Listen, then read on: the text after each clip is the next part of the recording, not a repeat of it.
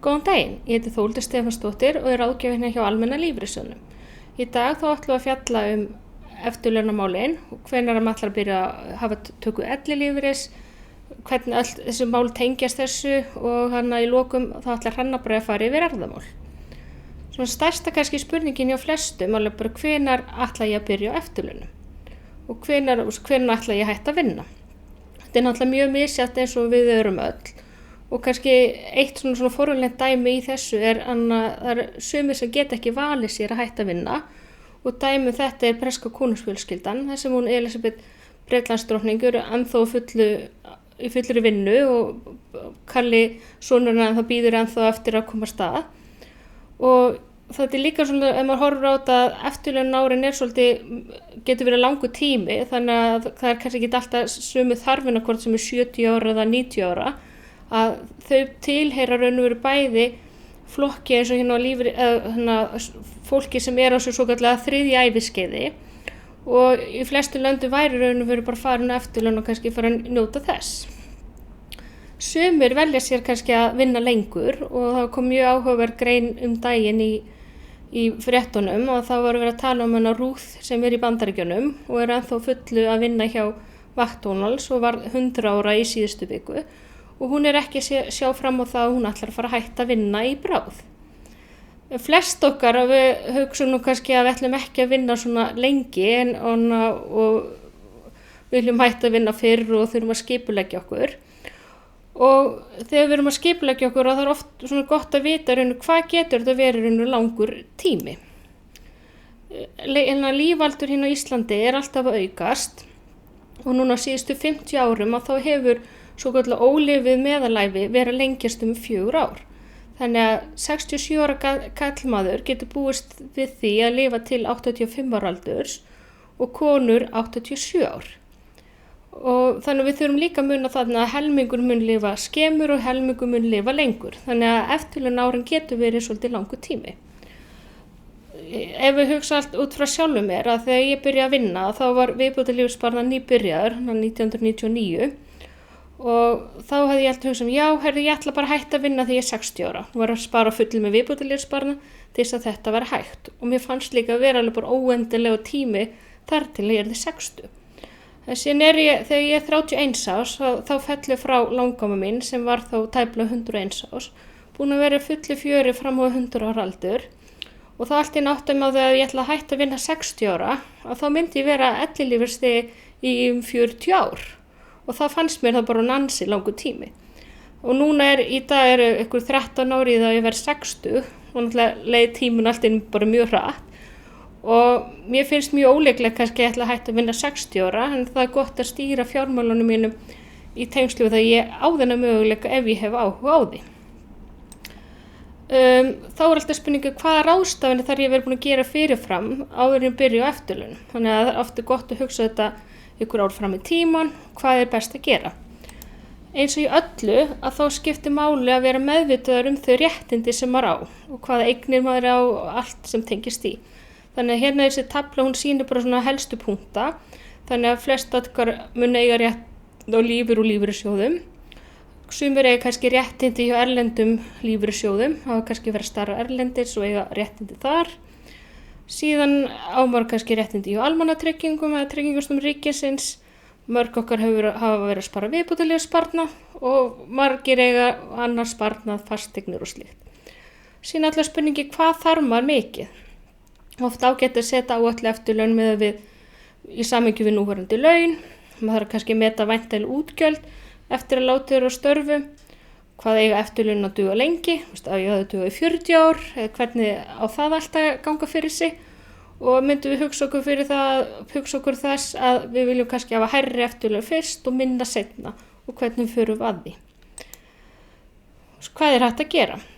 Og ef maður finnst eftirlaunum mann sé ekki næg fyrir það sem maður hafði hugsað sér, þá er alltaf eitthvað ýmislegt hægt að gera.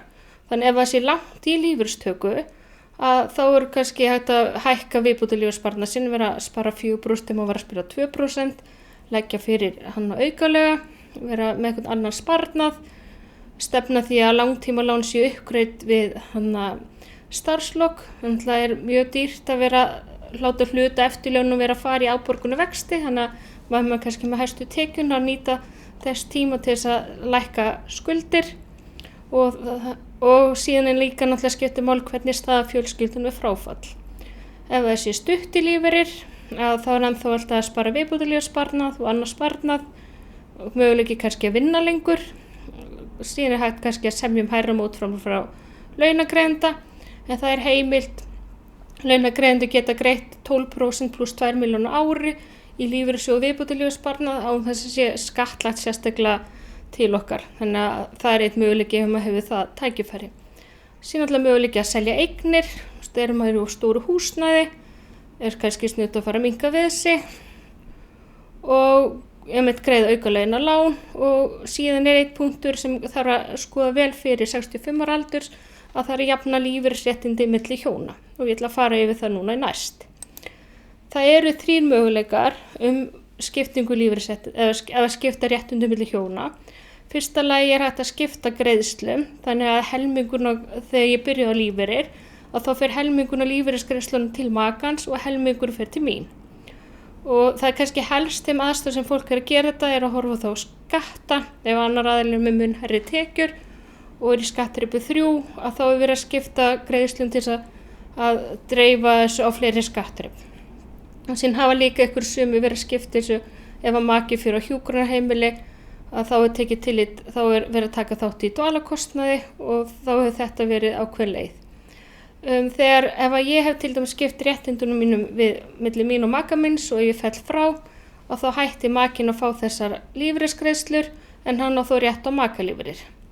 Og segjum ef að maki minn myndi falla frá og þá mun ég þá fá alla greiðslunar eins og ég hefði fengið áður en að þessu hefði verið skipt. Næsti möguleiki að þá eru að skipta áunnum réttindum og til þess að geta gert það þá þarf það að hafa óskað eftir því fyrir 65 ára aldurinn. Og það er aðeins hægt að skipta réttindum ef að ekkert í heilsufari manns sjúkdómar sé að draga úr lífslíkum. Því að þetta þarf að fara umsóknir gegnum lífeyrissjóði, læknar þurfa að fara yfir umsóknir og þannig að það er mögulegt að lífeyrissjóð geta hafnað umsókninni. Þannig að borga sig að gera þetta með maður hraustur að skipta réttindunum ef að maður hefur áhuga að gera það. Og ég ætla að fara aðeins núna rétt eftir yfir dæmi sem tengist þessu.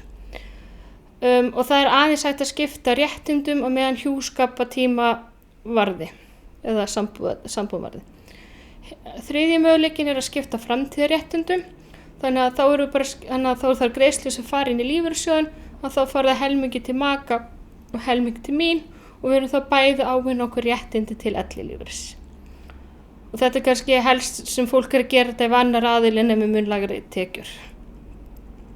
En það skiptir mjög miklu máli að skoða þetta hvort þetta er hagstætt og bara fá ráðgjöf hjá lífeyrissjóðnum sínum og þegar við erum að skipta þá geta sameiginlegu réttindi lækka vegna mismunandi meðalaldurs karla og kvenna. Þannig hérna er dæmi ef að karl er með 150.000 krónur á mánuði úr lífeyrissjóðnum sínum, kona með 42.000 og síðan er réttindunum skipt, að þá er hann með 75.000 úr sínum sjóði, þannig helminguna því sem hann hafði ávinnið sér. Konan fær 64.000 krónur, að því það er verið að fara að greiða henni út lífeyri í lengri tíma, eða væntanlega að fara að greiða henni út í lengri tíma heldur en honum, út af þessum mismun á lífaldri karla og kvenna, og fær 26.000 karli frá konunni og konan heldur eftir 21.000. Þannig að það þarf að skoða mjög vel hvort þetta borgi sig og passa sig að horfa á þetta tímalega. Síðan er næsta skref að bara hefja greiðslur og þá er náttúrulega bara spurningi hvaðan koma eftirlaunin. Uppistaðan hjá flestum er að hann kemur frá almannatryggingum og frá lífeyrissjóðunum. Þannig almannatryggingar eða tryggingustum ríkisins er að greiða tekjutengdan ellilífeyri til þeirra sem hafa búið hérna á Íslandi í minnsta kosti 3 ár.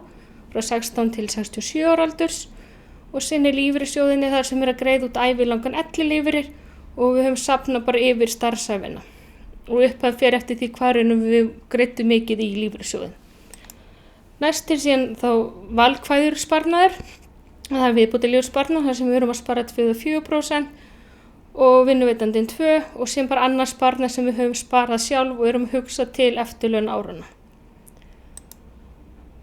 það samspil milli Tryggingastofnunar og lífeyrissjóða, þannig eins og ég nefndi áðan að þá greiðslur frá Tryggingastofnun tekjutengdur.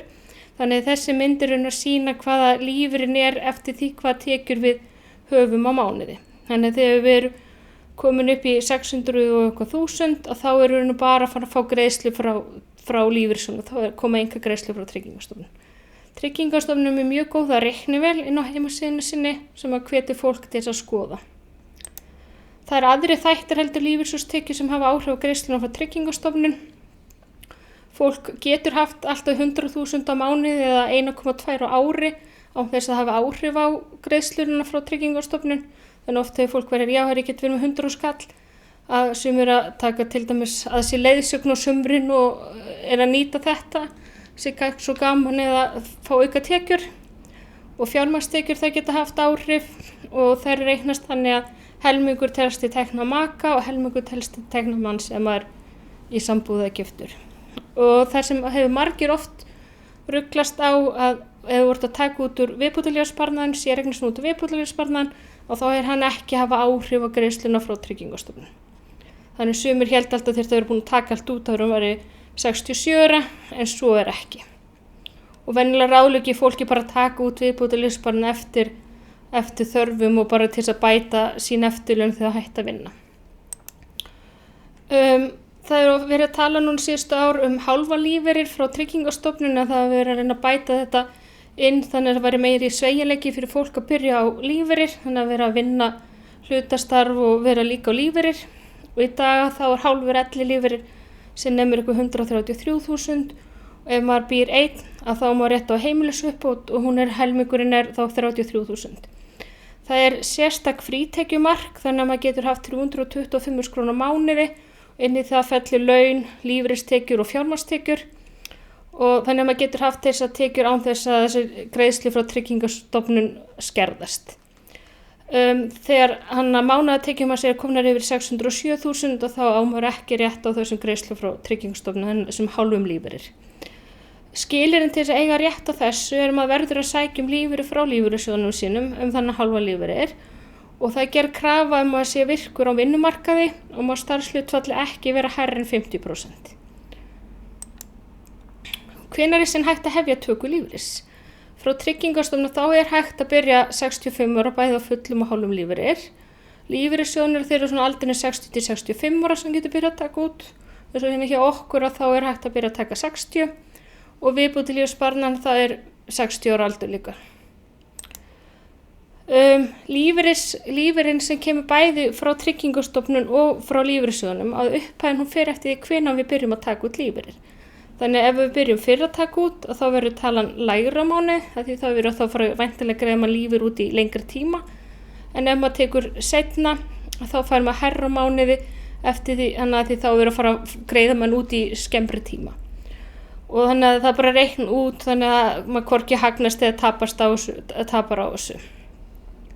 Og það mjög á flestum eins og heimasíðunni hjá okkur eða inn á sjóðfélögum okkar þá getur maður séð hver réttindin með við mismunandi aldur og líka eins og hjá Tryggingastofnun. Og ég held hjá Tryggingastofnun þá hægt að fær maður hækkun minni til 72 ára aldurs. Getur maður hagnast eða tapast það? Það spurning, maður veit aldrei hvenær maður fellur frá.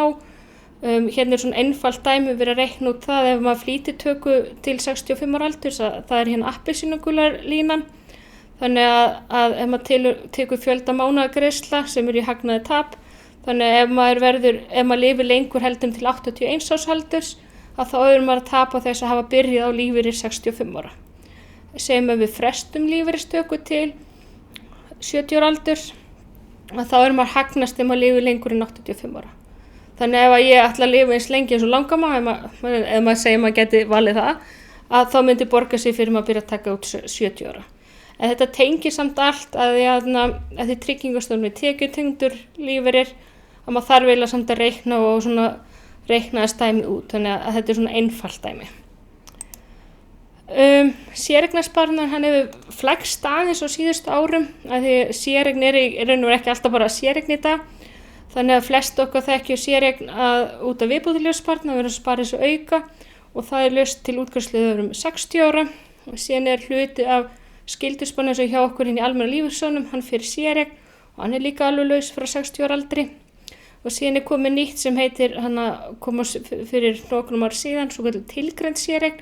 Þannig að fólk til þess að greiði lífeyrissjóð verslunarmanna eða gildi lífeyrissjóð, að þá geti þeir látið hlut af skyldugjaldinu farið í svo kallar tilgreinda séreign og hún laus og aldrinum 62 til 67 ára. Síðan til dæmi sem heitir svo kallar bundin séreign og hún hlutfall af skyldusparnaði og lífeyrissparnaði. Í dag þá fólk ekki að greiða í bundna séreign hjá okkur en það hafi verið að gera held í munni til kannski sumir til 2004 og það eru allavega 2 aðrir sjóðir í dag sem bjóða upp á þetta og sú séreign laus venjulega aldrinu 65 til 79 eða 84 ára aldurs. Þannig að eins og bara gróft að þá eru þrengri útborgunarreglur sem gilda séreignarsparnað sem tengist sem hluta á lágmarksiðgjaldi lífeyrissjóðanna. Kannski til þess að bæta eitt varðandi með þetta á yfirlitunum hjá okkur, ef maður fyrir á sjóðfélagaveginn, þá getur maður sé hvernig séreignin laus hjá okkur. Síðan næsta spurning bara að fara að byrja á lífeyrir og þannig fyrsta nokkur atriði sem ætla að fara yfir, bara að safna upplýsingum, gera áætlun eftirlaun, sækja lífeyrir, velja áherslu fyrir sparnað og síðan ætlar Hrannar Bragi, hann að fara yfir yfirfara fjármál við fráfall. Þannig að svona kannski hans hluti af fyrirlesturinn. Þannig að fyrsta að byrja á lífeyri að þá þarf maður að safna þeim upplýsingum þau réttindi sem maður á. Þannig að hjá lífeyrissjóðunum að þá fyrir við á sjóðfélagavefinn, getum séð réttindi þar, getum farið í lífeyrisskáttina og þá séð maður réttindi í öðrum lífeyrissjóðum. Ég ætla að sýna það hérna á næstu kláru eftir. Tryggingastofnun að þá reiknivélin hjá þeim. Séreignarsparnaður, maður getur séð það á flestum vefum vörsluaðila og annars sparnað hann bara yfirlitin manns í netbanka og ég verð bara fyrirtækjum og svo framvegis. Þessi mynd sýnir hérna þá eftirlaun hjá okkur, þannig að maður fer í framtíðin að þá ef maður kannski ekki alveg hættur að vinna þá getur maður sett inn ég ætla að hætta að vinna 65 ára hvað vantur sparnaður og þannig að neðst niðri hægt að velja að sjá réttindin hjá öðrum lífeyrissjóðum. Og í henni kemst maður í svokallaða lífeyrisgátt og þá sér maður alla sjóðina og hver lífeyrinn með við mismunandi aldur. Tryggingastofnun, eins og ég búin að vera að nefna nokkru sinnum, að þeir eru með mjög góða reiknivél inn á heimasíðunni sinni og það getur maður sett inn alla forsendur og það sem ég finnst vola þægilegt að gera líka þegar maður setur inn greiðsluna fyrir lífeyrissjóðum að það getur maður sé hver talan raunverulega eftir skatt. Næst það bara að byrja á lífeyrir, ég ruglaðist aðeins fyrir ekki, að gera áætlun eftirlaun og eftirlaunasjóð þarf náttúrulega að duga. Nú ætlum við að vera að taka allt fyrst út í byrjun, dreifa greiðslunum eða taka misjafnt. Það mjög misjafnt hvernig fólk gerir það, sumir hafa bara alltaf fasta tölu mánaðarlega og taka út ef það kemur eitthvað sérstætt upp, kemur jólin, kannski alltaf mjög dýra tannviðgerðir, bara ýmislegt sem kemur upp.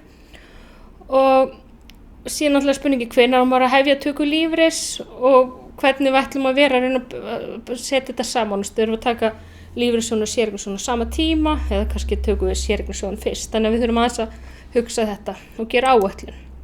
Þannig að þetta hérna svona dæmi áætlun, þannig að setja inn hvernig við ætlum að hafa greiðslunar. Kannski svona ábendingar hérna á lokuðu sem tengjast þessu að venjulega það mismunandi skattareglur sem gilda lífeyrissparnað og annar sparnað. Við höfum verið að ráðleggja fólki jafnvel að vera að nýta þess að taka út annar sparnaður og byrja viðbótarlífeyrissparnaðinn af því það ekki greiddur fjármagnstekjuskattur inn í lífeyrissjóðnum og ef maður endist ekki ævina að nota sparnaði sinn að þá þurfa erfingjar ekki að borga eða börnum hans ekki að borga erfðafjárskatta því sem það erfa í gegnum séreignarsjóðinn. En það kemur eitt sem kemur hann til kannski viðbótar að maður getur nýtt persónuafslátt á móti séreignargreiðslunum. Þannig ef maður hættir að vinna og ætlar fyrst að nota séreignina, eða fyrst að nota sparnað áður en maður byrja að fá greiðslu frá lífeyrissjóðnum, að kannski að taka út úr séreignarsjóðnum og nýta persónuafsláttinn sinn. Síðan kannski svolítið skrítið síðasti punktur, að það að flýta töku lífeyris úr lífeyrissjóðnum ef maður telur líklegt að maður lifir skemur en meðalæfileg. Þannig ef maður að sé eitthvað heilsufar mann sem að búist við að maður lifir skemur en aðrir að byrja að taka út úr lífeyrissjóðnum. Og kannski það líka hinbógin ef við heldum við lifum mjög lengi að kannski taka seinna út. Hvernig sækja maður lífeyrir? Í lífeyrissjóðnum þá sækja maður lífeyri þeim sjóði sem maður greiddi síðast til. Í Tryggingastofnun þá fer maður inn á heimasíðuna hjá þeim og sækir í gegnum vefinn, og hjá vörsluaðila séreignarsparnað þá sækir maður hjá þeim. Þessi mynd bara sýnir svona einfalt hvernig þú sækir lífeyrir. Þannig að þú fer inn á síðuna hjá okkur aðgerið sækjum lífeyrir, þá bæði þetta sækjum séreignarsjóðinn og úr samtryggingarsjóðnum. Og það líka hægt að fylla út eyðublað á opna vefnum okkar með rafrænum skilríkjum, þannig að maður vill ekki fara í gegnum sjóðfélagavefinn. Síðan alltaf spurningi hvernig ætlum að ávaxta lífeyrissparnað sinn, og svona almenna ráðleggingin að minnka úr áhættu eftir því sem líður á starfsævina, og það stutt í það maður ætlar að reyna að nota sparnaðinn.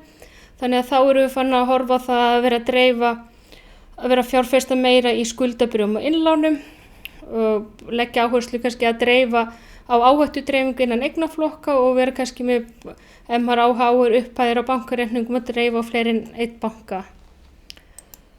Ávöxtunarleiðin í okkur sem við bendum fyrir þá sem eru að fara að byrja lífeyri og eru á lífeyri ævisafn 3, og þar erum við með fjárfestingarstefnuna 70% skuldabréf og innlán, og 70% skuldabréf og innlán og 30% hlutabréf. Innlánasafni þá erum við að fjárfesta innlánsreikningu 4 banka, og ríkissafn stutt, og þá eru ríkisskuldabréf og innlán, og síðan erum við með húsnæðissafn sem við erum að fjárfesta í sjóðfélagalánum, sértryggðum skuldabréf fjármálafyrirtækja og skuldabréfum ábyrgð ríkisins og innlán. Þannig þetta öll söfn sem eru ekki mikla sveiflur í ávöxtun. Til þess að vita í hvað safn maður að greiða, þá það bara að fara inn á sjóðfélagavefinn og fara inn núverandi staða á inneign, og þá sér maður í hverju söfnum maður á í og í hvaða safn maður að greiða. Ef maður vill, og maður getur síðan undir eignasamsetning sér hvernig samsetningin á sparnaðinum, þannig ef maður á í fleiri en einu safni þá getum hort á svona heildarmyndina. Ef maður vill breyta ávöxtunarleið, þá getum maður farið í aðgerðir, val ávöxtunarleið og breytt bæði safni sem maður það greiða í og flutt síðan inneignun á milli safna. Ég tók saman nokkrar svona heimasíður svona fyrir þegar maður að koma á þetta 3. æviskeið sem gæti verið áhugavert. Ég hef alltaf verið smá hrifin af sem heitir Samtök Aldra, en þeir eru að byggja fasteignir og eru að selja, og það telur alltaf hvað maður búin að vera lengi í samtökunum, hvenær maður getur sótt að kaupa sér íbúð, eða svona hver búin að lengstur inn í félaginu og ofar á listanum eða hvernig maður orða það. Sennilega bara félag eldri borgara, Landssamtök eldri borgara, og síðan allt fór að detta inn hjá mér inn á Facebook hjá mér lifðu núna, og þetta svona eitthvað félagskapur sem að fjalla málefni fólk sem á þessu 3. æviskeið, og oft hafa svona dott innan sig áhugaverðar greinar. Það greinilega sést hvar áhugamálin mín liggja fyrst að þetta að fullu að detta inn á Facebook hjá mér.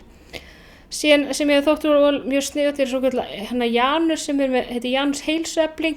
Þannig ég veit til dæmis í Reykjanesbæ þá hefur Janus verið fullu með heilsueflingu fyrir eldra fólk, og þetta hefur verið mikil ánægð með þetta og fólk að styrkja sig. Og síðan sem ég líka þótt svolítið spennandi sem held ég að Rauði krossinu með, sem heitir Karlar í skúrum, og það er verið að hvetja karlmenn til að vera hittast og verið í skúrnum að gera ýmislegt þar.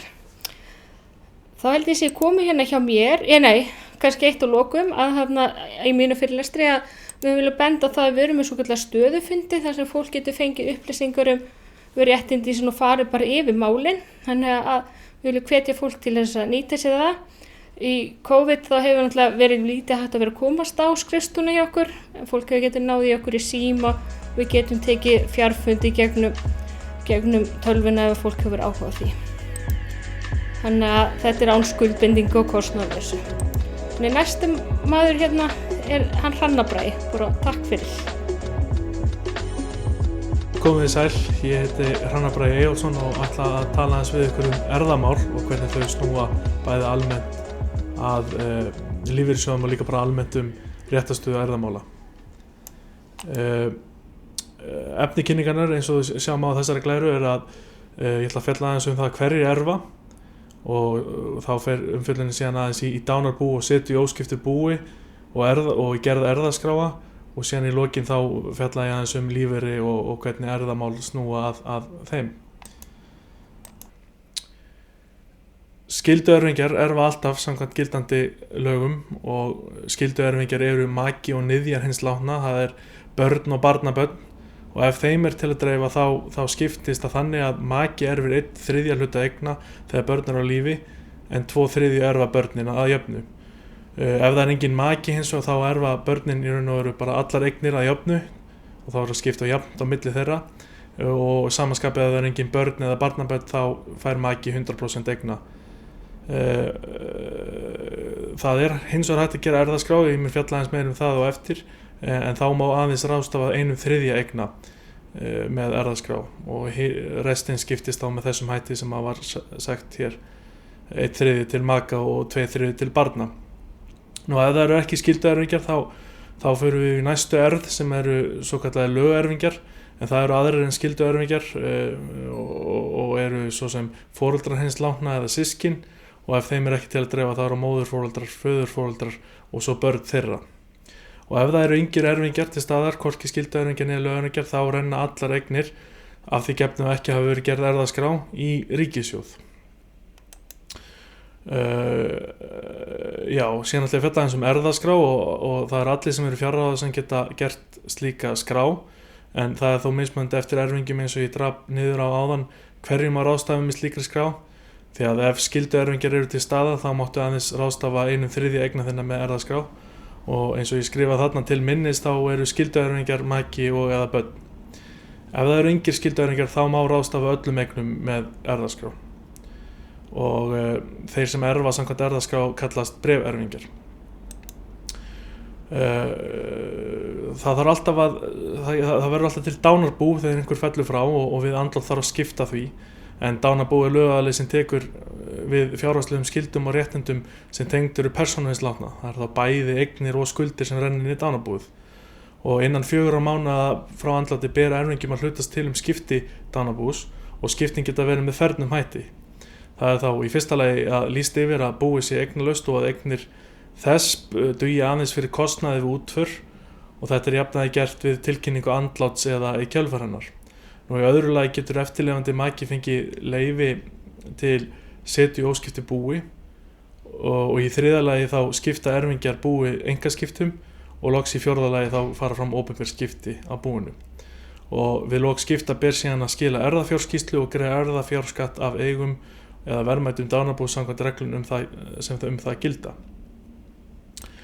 Ef einstaklingur var í hjúskap þegar hann lést þá getur eftirlifandi maki sótt leyfi til þess að sitja í óskiptu búi að uppfylltum ákveðnum skilyrðum og það svona í mjög grófum dráttum það þannig að ef börn eru sameiginleg þá þarf ekki samþykki þeirra fyrir það að eftirlifandi maki sitja í óskiptu búi nema að erfðaskrá hins látna mæli fyrir annað. En ef það eru stjúpbörn til staðar þá það almennt þannig að hægt sé að kveða á í erfðaskrá að eftirlifandi maki sitji í óskiptu búi og þá þarf ekki samþykki stjúpbarna fyrir því sem annars hefði þurft ef engin erfðaskrá hefði verið gerð. Þannig að það gæti skipt máli að leiða hugana þess að því hvort að það sé þarft að gera erfðaskrá sem mælir setu í óskiptu búi. Seta í óskiptu búi felur í sér að eigum og skuldum hins látna verður ekki skipt milli erfingja heldur tekur eftirlifandi maki við þeim og það þarf að sækja leyfi til setu í óskiptu búi hjá sýslumanni. Já, nú víkur umfjöllunin að lífeyrismálum og erfðamálum og hvernig þau tengjast og tvinnast saman og það best að byrja á hinum venjulega ellilífeyri, þar segja þeim sem að myndast út frá þessu skyldu iðgjaldin sem við þurfum að öll að greiða í lífeyrissjóði, en það skemmst frá því að segja að hann erfist ekki. En lífeyrissjóðinu þeir greiða aftur á móti í kjölfar fráfalls, maka og barnalífeyri til eftirlifenda.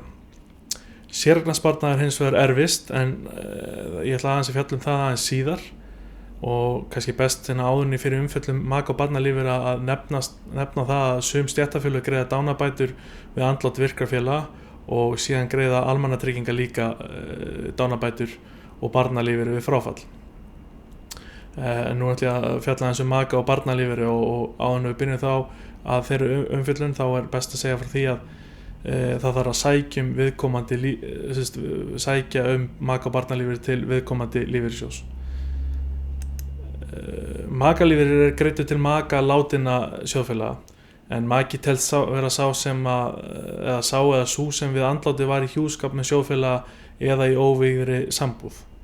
Og makalífeyrir greiddur úr þeim lífeyrissjóðum sem hinn látni sjóðfélagi greiddi til, þannig að hægt að sækja til þeirra en ekki annarra sjóða.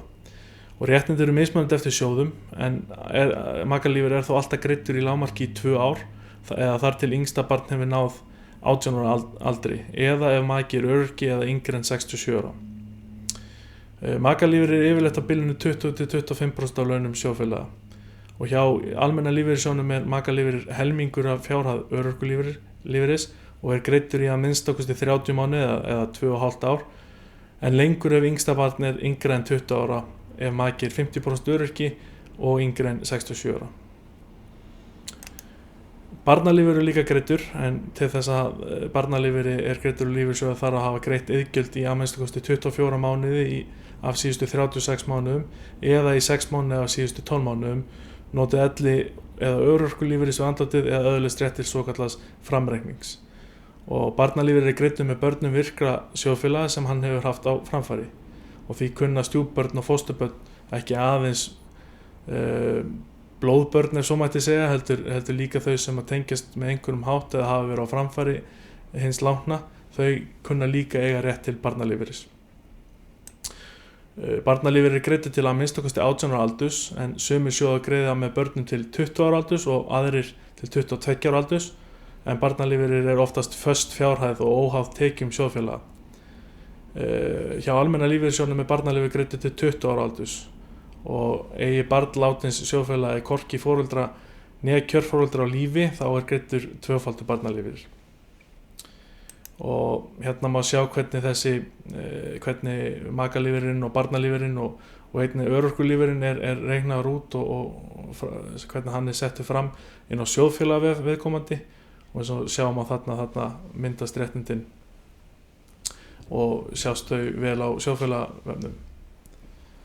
Þess vegna ætla ég að fjalla viðbótarlífeyrissparnað, en viðbótarlífeyrissparnað erfist eins og ég sagði áðan, og það eru skylduerfingjar sem erfa hann fyrst og fremst, og þar það þannig að maki erfir 2/3 af séreignarsparnaðinum en börn erfa 1/3, og þetta kannski snýst við þarna henni almennu reglu þar sem maki á að fá 1/3, og ástæðan fyrir því að séreignarsparnaðin telst vera hjúskapareign, og því skiptist hann fyrst til helminga á milli maka og síðan skiptist hann svona, og þannig að þetta endar í því að maki fær 2/3 og börn 1/3. Og kjörbörn, það eru börn sem hafa verið ættleidd, þau teljast með til barna samkvæmt lífeyrissjóðalögunum. Og það svolítið sérstakt, eins og ég sagði áðan, að almennt má ráðstafa eigum sínum með erfðaskrá, en þegar viðbótarlífeyrissparnað að ræða, þá rennur hann í raun og veru aldrei inn í dánarbú, og því ekki hægt að ráðstafa honum með erfðaskrá ef skylduerfingjar eru til staðar. En ef skylduerfingjar eru ekki til staðar, þá rennur viðbótarlífeyrissparnaður beint inn í dánarbú að frádregnum tekjuskatti, og þá raun og veru hægt að ráðstafa honum með erfðaskrá.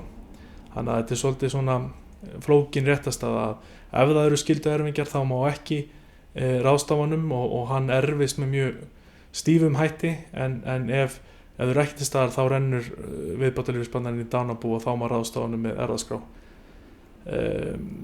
Þetta það semst verið að taka það fram að erfðafjárskattur, hann dregst aldrei af viðbótarlífeyrissparnaði, hvort sem hann rennur til skylduerfingja eða hvort hann rennur í dánarbú, en tekjuskattur eru alltaf greiddur af séreignarlífeyrissparnaði, hvort sem hann greiddur til erfingja eða inn í dánarbú. Þannig að en það þarf alltaf að sækja ef skylduerfingjar eru til staðar, þá þarf alltaf að sækja séreignarlífeyrissparnaðinn sem erfist til viðkomandi lífeyrissjóðs. Og að lokum þá vil ég þakka fyrir áheyrnina og benda sjóðfélögum almenna lífeyrissjóðsins á að við erum ávallt til þjónustu reiðubúin, og skrifstofan okkar opin hér á Borgartúni 25 alla virka daga milli 9 til 4 og til 3 á föstudögum, en vil líka taka það fram að á þessum sérkennilegu tímum þá þarf að bóka alla tíma fyrirfram og hægt að gera það bæði í síma og í gegnum tölvupóst Almenna lífeyrissjóðsins. Takk kærlega fyrir.